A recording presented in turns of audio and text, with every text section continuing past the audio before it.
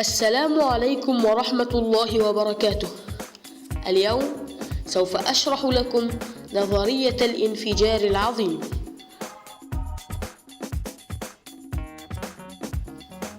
أولاً، الكون.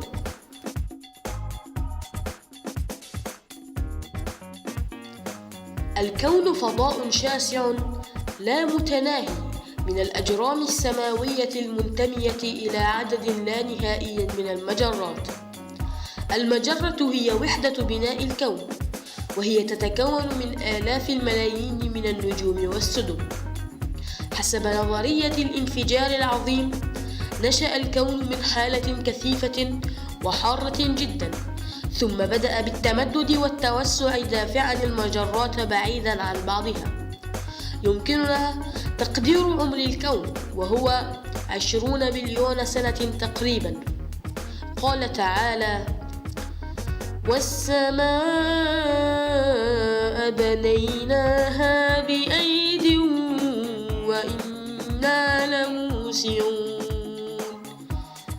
والأرض فرشناها فنعم الماهدون.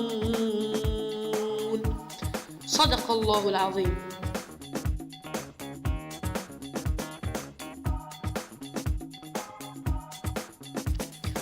الملامح الرئيسية لتشكل الكون تبعاً لنظرية الانفجار العظيم.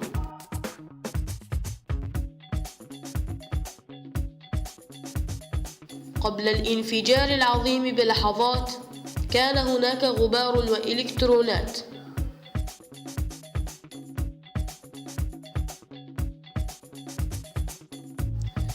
بعد 300 ألف سنة من الانفجار العظيم تكونت ذرات الهيدروجين والهيليوم.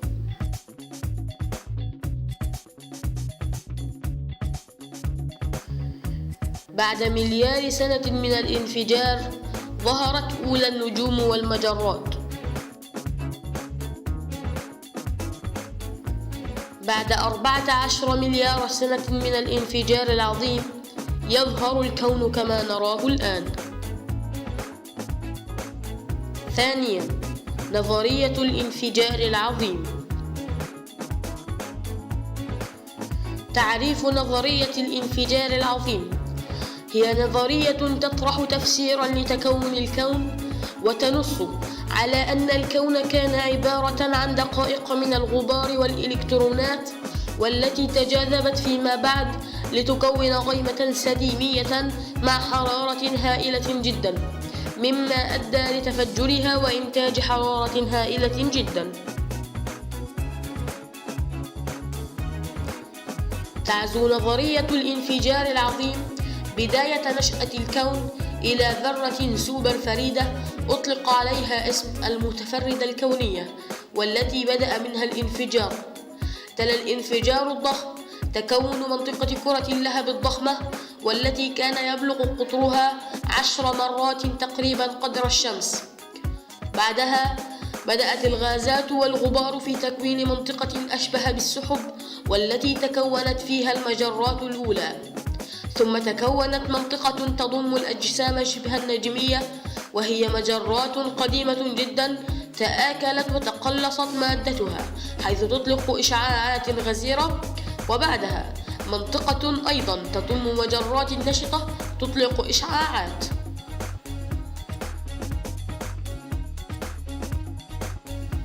مراحل تطور الانفجار العظيم: بدأ الانفجار العظيم بالتضخم والتموج الكمومي، ثم بدأ نمط ضوء الشفق يظهر منذ 380 مليون ألف سنة تقريبا، ثم بدأت النجوم الأولى تظهر من حوالي 400 مليون سنة، وبعدها بدأت العصور المظلمة في الظهور حتى ظهرت الكواكب والمجرات. التوسع السريع للطاقة المظلمة يأتي في نهاية مراحل تطور الانفجار العظيم.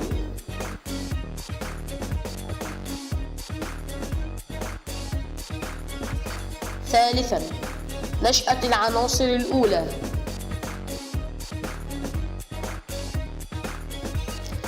نشأة العناصر الأولى طبقاً للنظرية الكمية والنظرية الذرية، فإن الجسيمات الأولية التي تكونت أولا هي الكوارك الثقيلة والليبيتون الخفيفة. عندما انخفضت درجة الحرارة تكونت من هذه الجسيمات الأولية نوع آخر من الجسيمات الأساسية مثل البروتون والنيترون. بذلك أمكن تكون أول نواة ذرات عنصرين هما الهيدروجين بنسبة 74% والهيليوم بنسبة 24%. أما النسبة الباقية وهي 2% فهي تمثل ذرات الليثيوم والبريليوم والبورون. ثم انضم الإلكترون السالب ليدور حول نواة هذه الذرات عندما انخفضت درجة الحرارة إلى الحد المناسب من هذه العناصر الكيميائية الأولى. أمكن بعد ذلك تركيب جميع العناصر الأخرى الموجودة في الكون.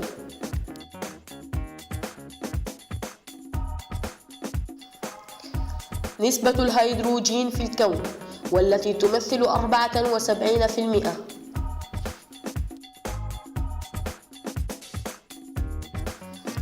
رابعا، تكون المجرات والنجوم.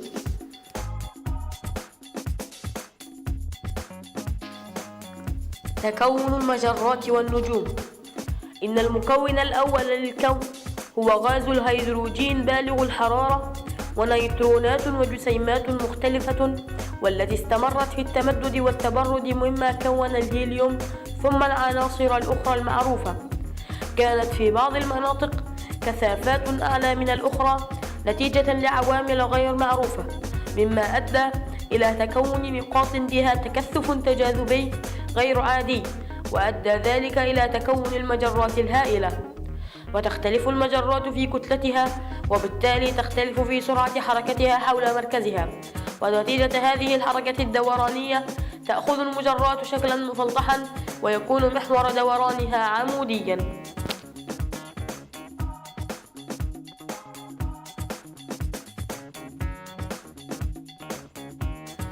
مجرات منتشرة في الفضاء.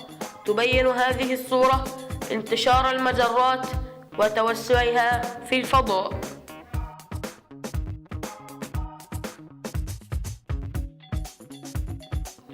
عندما تكون المجرات في طور التكوين فإن مناطق محددة فيها تأخذ في التكثف بسرعة كبيرة مكونة مراكز للكتل تصبح في النهاية نجوما في المجرة. وتفسيرا لهذا فإن هذه المناطق المتكثفة داخل المجرات تجذب المادة نحو المركز بقوى الجذب فتتحول طاقة الوضع إلى طاقة الحركة. هذا يعني أن قدرا هائلا من الطاقة يحمل إلى مركز التكثف بواسطة الكتلة المتجمعة، وهكذا تصبح درجة الحرارة عالية إلى أقصى حد وتتأين جميع ذرات الهيدروجين. نتيجة لهذا تتكون كتل هائلة داخل المجرات تكون ساخنة جدا ويتم تسميتها البلازما، وتتكون هذه البلازما من بروتونات ونيترونات وإلكترونات وغيرها من الجسيمات الأساسية، ويكون هذا الوضع هو مولد أساسي لمولد نجم.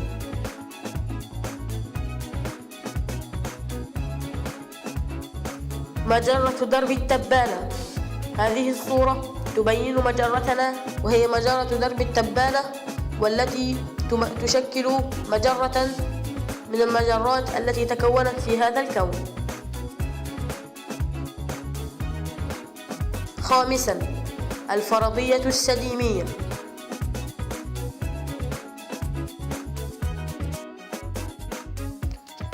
الفرضية السديمية تنص على أن جميع الأجرام المكونة للنظام الشمسي نشأت من مادة أولية واحدة هي سحابة ضخمة معظمها من الهيدروجين والهيليوم مع نسبة ضئيلة من العناصر الأخرى، ولأسباب غير معلومة بدأت تتقلص تحت تأثير الجاذبية، حيث بدأت تزداد سرعتها حول محورها كلما ازداد تقلصها.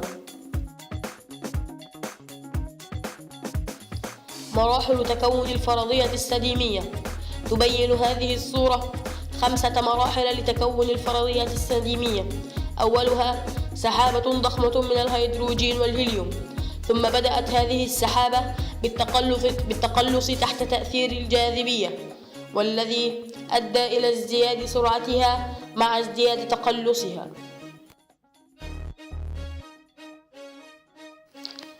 مراحل تكون المجموعة الشمسية.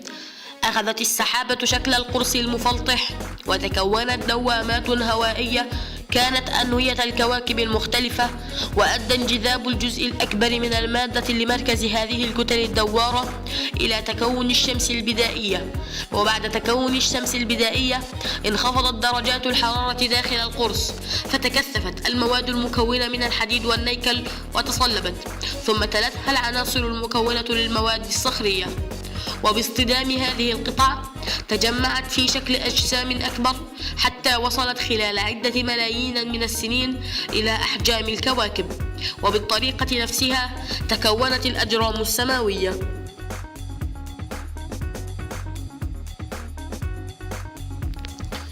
المجموعة الشمسية كما نراها الآن، وهي تبين الشمس وكواكب المجموعة الشمسية، وهي عطارد، الزهرة، الأرض، المريخ، المشتري، زحل، أورانوس، نبتون. سادسا، الأدلة على حدوث الانفجار العظيم. أولا، الاتساع المستمر للكون. قام عالم الفلك الأمريكي إدوين هوبل بتطبيق ظاهرة دوبلر، وهي تختص بالموجات الصوتية على الموجات الضوئية الصادرة عن النجوم. وجد أن الجسم السماوي إن كان يقترب منا فإن موجاته الضوئية تكون مائلة للزرقة، حيث يتجه الضوء عند التحليل الطيفي ناحية اللون الأزرق والبنفسجي. أما إذا كان الجسم السماوي يبتعد عنا فإن الموجات الضوئية المنبعثة عنه مائلة للحمرة، حيث يتجه الضوء عند التحليل الطيفي ناحية اللون الأحمر. فوضع قانونا يربط بين المسافة بين المجرة والأرض والسرعة التي تتحرك بها المجرة، وتوصل من خلال هذا القانون إلى اختلاف سرعات ارتداد المجرات عن مجرتنا، وذلك حسب بعدها عنا.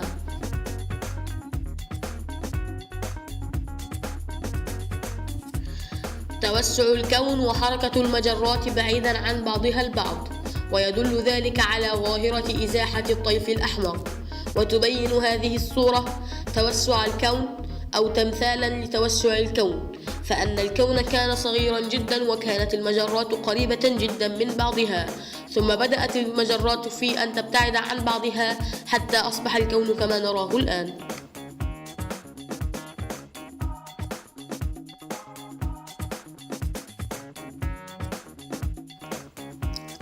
الخلفية الإشعاعية. إذا كان الكون قد تكون فجأة فإن الانفجار سيكون عظيما، ويفترض أن تكون هناك إشعاعات قد تخلفت من هذا الانفجار، والتي تكون موجودة ومتجانسة في الكون كله. وتم إثبات ذلك عام 1964 في المختبرات العلمية، فعثروا على إشارات راديوية منتظمة الخواص قادمة من كافة الاتجاهات في السماء وفي كل الأوقات وبصورة مستمرة، وفسرت على أنها بقايا الإشعاع الذي نتج من الانفجار العظيم.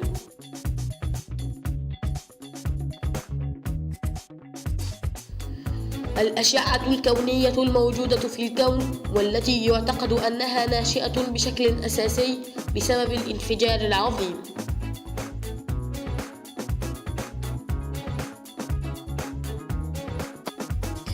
كمية غازي الهيدروجين والهيليوم في الكون.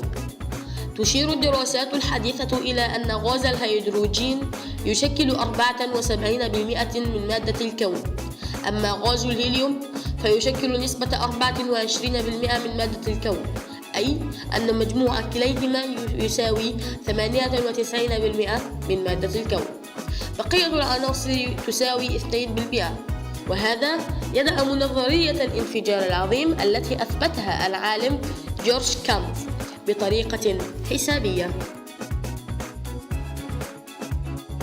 مقدار الهيدروجين والهيليوم في الكون، والذي يصل لنسبة 96% من نسبة المواد الكونية، ويتوافق ذلك مع النظرية.